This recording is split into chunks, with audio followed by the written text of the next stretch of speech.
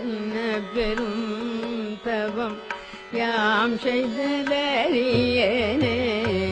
என்ன பெரும் தவம் யாம் செய்ததறியேனே என்ன பெரும் தவம் யாம் செய்ததறியேனே என்னையும் காட்சி முனி ஆட்கொண்டதில் சொல்வேன் என்ன பெரும் தவம் சங்கர சங்கர ஹர ஹர சங்கர ஜெய ஜெய சங்கர காஞ்சி சங்கர காமகோடி சங்கர ஹர ஹர சங்கர ஜெய ஜெய சங்கர ஜெய ஜெய சங்கர ஹர ஹர சங்கர ஹர ஹர சங்கர ஹர ஹர சங்கர ஹர ஹர சங்கர ஹர ஹர சங்கர காமகோடி சங்கர காமாட்சி சங்கர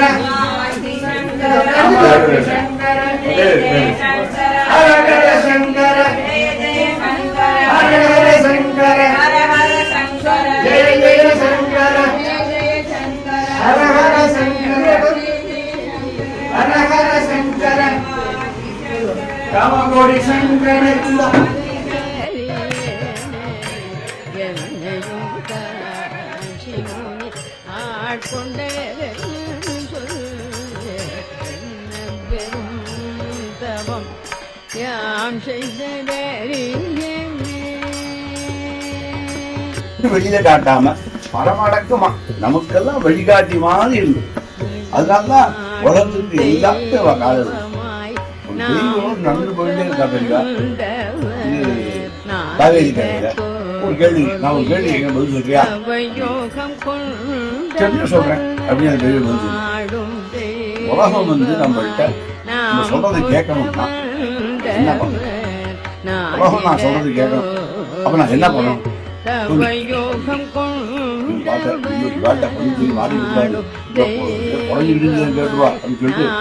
அப்படி நினைக்கிறதே அகங்காரம். நம்ம சொல்ற கேட்கணும் ஏன் அப்படி நினைக்கிறோம்? அப்படி நினைக்கவே வேண்டாம். உலகம் சொல்ற கேட்காம போட்டு எப்படியோ போட்டு நினைக்கிறாங்க.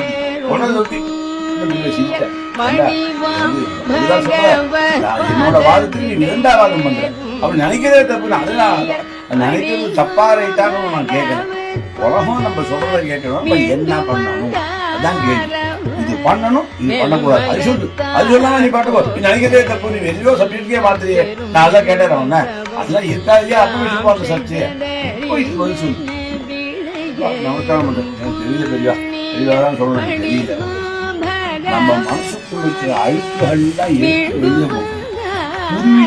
துருவி பார்த்து மனசுக்குள்ள என் மனசுல என்ன இருக்கு யாருக்கும் தெரியாது. நீ ஒருத்தவங்க தான் அவள், வேற யாருக்கு தெரியும்?